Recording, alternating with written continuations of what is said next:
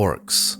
Despite their variations of distinct physical abilities, most orcs possess stooped builds, grayish skin, and coarse black hair. Their low foreheads, reddish eyes, and faces resemble a porcine appearance, highlighted by large lower canines akin to boar tusks.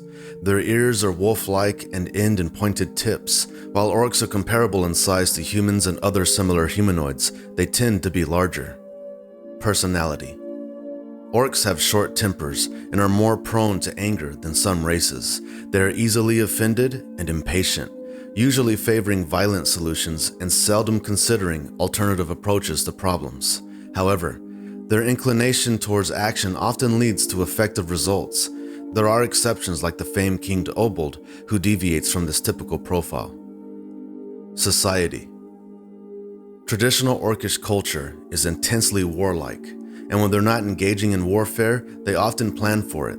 Many orcs believe that survival requires subjugating potential enemies and controlling as many resources as possible.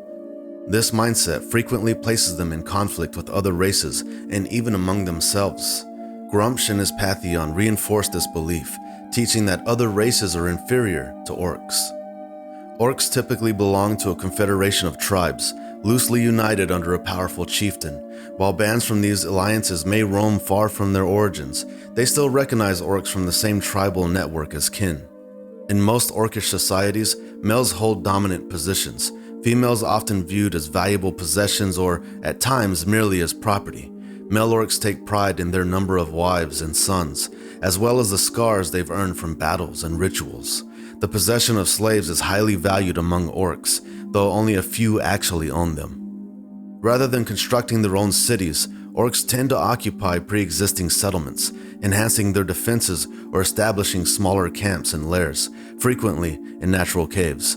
Orcs are skilled in ironwork and stonework, but their tools often don't match the quality of those crafted by more refined races. Subraces and related races. Mountain Orcs. These are the most prevalent orc subrace and have the earliest recorded history. They inhabit vast regions of Faerûn, primarily traveling along mountain chains originating from the spine of the world in the distant north. Their grayish skin and muscular builds make them perfect climbers and mountaineers. These orcs have carved out a niche living in rugged terrain that other races tend to avoid. They've established isolated clans within cave networks and fortified mountain strongholds. Mountain orcs frequently come into conflict with dwarves by mining precious metals and gems from the mountains. They craft crude jewelry and weapons from their mining bounty. These orcs have developed their own distinct cultural traditions and shamanistic practices revolving around their mountain homes, but they remain as warlike and brutal as any orc tribe. Grey Orcs. Grey Orcs are a more refined and less beastly orc subrace. They were introduced to Faerûn during the Orcgate Wars via one of the numerous Imiskari portals.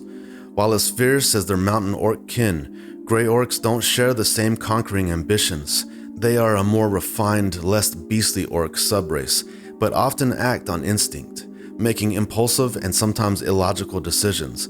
They harbor intense animosities and would confront a foe even if repeatedly defeated before. Still, they're somewhat more composed than their mountainous counterparts. Leading nomadic lives, Grey Orcs navigate northeastern Faerûn's secluded regions, shifting locations with resource availability or seasonally. They form tribes typically of 30 to 50 members. While chieftains decide on attacks, their tenure is often short-lived. The real power lies with the tribe's clerics, who are ardently followed. Their skepticism extends to other orc tribes, ready to engage for resources or driven by cleric-led religious disputes. They have no particular animosity towards other species, but have a history of enslaving kobolds and goblins and admiring ogres. Orogs. Descendants of mountain orcs, Orogs primarily reside in the Underdark. However, in recent times, they've been emerging to the surface in significant numbers, asserting their dominance over mountain orc tribes by leveraging their superior ability to orchestrate raids. Within the Underdark, Orogs have established cities, expanding their territories using slave labor. These cities often revolve around their forges, strategically placed near volcanic vents and magma pools, and are accessible to any Orog. Most Orogs are literate, speaking both Orc and Undercommon languages. By the late 15th century DR, an Orog community existed deep within a cavern system on planet Hakatha. Over their time in the Underdark, Orogs honed their skills in forging weapons and armor using the unique ores found there. Their enhanced intelligence and charisma set them apart from other orc subraces, leading them to superior leadership skills. Orogs undergo rigorous training from a young age in martial weaponry. Their weapons often feature hooks, sharp edges, and spines, while their armor is adorned with spikes. Great swords and throwing axes are their weapon of choice, and they tend to avoid the more exotic weapons of the Underdark.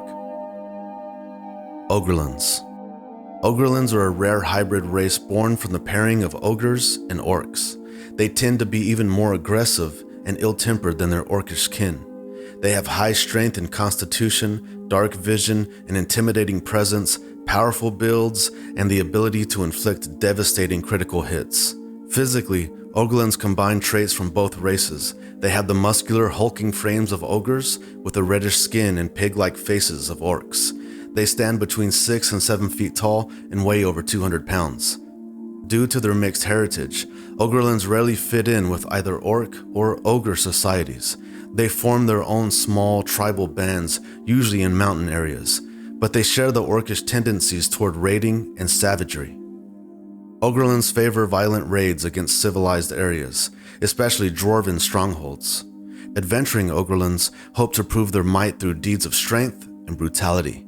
In battle, Ogrelands are fearsome brutes. Their massive builds allow them to overpower most enemies through sheer force. When they score a critical hit, their orc ferocity shows as they savagely strike again. Ondontis. Ondontis resemble typical orcs in appearance. Both males and females possess strength and resilience. However, their defining characteristic is their dedication to peace and tranquility, inspired by their faith in Eldath, the goddess of peace and quiet places. All Ondontis can cast certain divine spells such as Sanctuary, Purify Food and Drink, Bark Skin, and Tree. They are also immune to charm spells and have a slight resistance to poisons. Ondontis lead simple lives as farmers and foragers, taking only what they need from the land. Their society has low infant mortality thanks to the attentive care of Eldath priests. Their peaceful habits and access to healing magic grant them a longer lifespan than regular orcs, reaching up to 60 years. The wisest among them become clerics of Eldath, whose words form the bedrock of their society. Neo-orogs. Thaans have spent decades attempting to breed a unique orc variant that strikes a balance between violence and loyalty.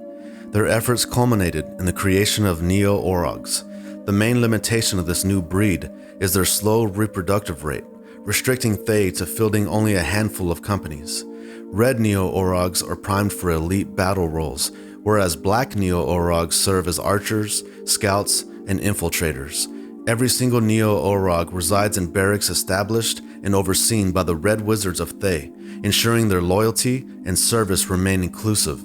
When it comes to warfare, Red Neo-orogs favor broadswords, war hammers, axes, maces, spears and shields, crossbows, and daggers. Black Neo-orogs, being more inclined towards reconnaissance and infiltration, prefer broadswords, short bows, crossbows, longbows, spears, daggers, and short swords. Red Neo-orogs possess a unique war cry that emboldens them and any nearby Neo-orogs, orcs, or ogres. Black Neo-orogs, on the other hand, are gifted in stealth, making them nearly undetectable even to vigilant foes. Bugans. Bugans, sometimes referred to as spider killers, are a crossbreed between orcs and Quagoths. While they closely mirror the appearance of Quagoths, distinct differences set them apart. Bugans possess less facial hair, exhibiting orcish snouts. Standing tall at an average height of 6 feet 6 inches, they are slightly lighter in build than Quagoths. Their fur is a unique blend of grayish-white dotted with black patches, communicating in a blend of Orcish and Quagoth dialect of Undercommon. Bugans are primitive in nature. Bugans seamlessly integrate into either Orc or Quagoth societies, or even form distinct communities of their own. Among orcs and magic-worshipping Quagoths, Bugans enjoy a higher status. However, Quagoths who lean towards their beastly instinct often look down upon Bugans. When it comes to combat, Bugans are versatile. They are adept in using a variety of weapons, particularly those that inflict maximum damage swiftly. Known for their love of ambushes, they often attack from concealed positions. Although they may acknowledge rules of war and truces, they are known to stick to them only as long as it suits their advantage. Relations. Orcs pose a threat to civilized cultures of Tyrell, especially Faerûn. However, in the years around the time of the Spell Plague, this dynamic shifted. A horde of Mountain Orcs led by King Obold Many-Arrows united to form a singular kingdom that was notably more civilized. Homelands. Orcs are present in many regions of Tyrell, with certain areas having a denser population. Mountain Orcs, often in marauding bands, are primarily located in the northern mountain ranges, especially near Faerûn. Grey Orcs are typically found to the east, close to the High Portal and High Imiskar from which they emerged. The Orcs of the Sword Mountains have instigated numerous conflicts with Waterdeep, such as the Orc Fastings War and the onslaught led by the Black Claw. They also played a significant role in the Troll Wars. Among all the Orcish territories, Many-Arrows stands out prominently as the sole civilized Orc nation, structured similarly to its human and elven counterparts. Kingdom of Many-Arrows. A distinct group of orcs from a state established a century ago by the renowned Obold Many-Arrows exhibit cultural attitudes that set them apart from their counterparts. Unlike the typical warlike and fierce orcs, the orcs of Many-Arrows display remarkable civility, piquing the interest of neighboring nations. While they have managed to sustain a fragile peace with the dwarves of Mithril Hall and other races in Luriar, tensions suggest that war could erupt if this delicate equilibrium is disrupted. From this unique region come the most unexpected individuals in Orc heroes. Diet. Orcish cuisine is often considered unappetizing by many other races. Some liken the flavor of their goulashes to that of a worn soldier's boot. There are even claims suggesting that orcs actually incorporate discarded footwear into their dishes. Lifespan. Orcs reproduce quickly and have shorter lifespans compared to many other races. They reach adulthood between 11 and 14 years of age, hit middle age by 17, and are considered old by 23, and venerable by 35. Rarely does an orc live past 40, especially without facing a violent end. Orcs living beyond 45 years without magical assistance are extraordinarily rare. History. Orcs aren't native to Tyrell, but arrived from other realms, settling in various parts on multiple documented instances. For ages, orc hordes plagued the elven, human, and dwarven territories of Faerûn, overthrowing many realms and often ravaging areas from the Sword Coast to Calimshan, Jacinta, and the Vast. In 1371 DR, the year of the unstrung harp, orc tribes consolidated under King Obold Many-Arrows, Gruumsh's chosen. He established the Kingdom of Many-Arrows near Luriar's northern borders. Despite underlying tensions, by 1479 DR, this kingdom had refrained from attacking its neighbors for years, seemingly striving for peace. Download these images and more at greenlionrpg.com or Patreon.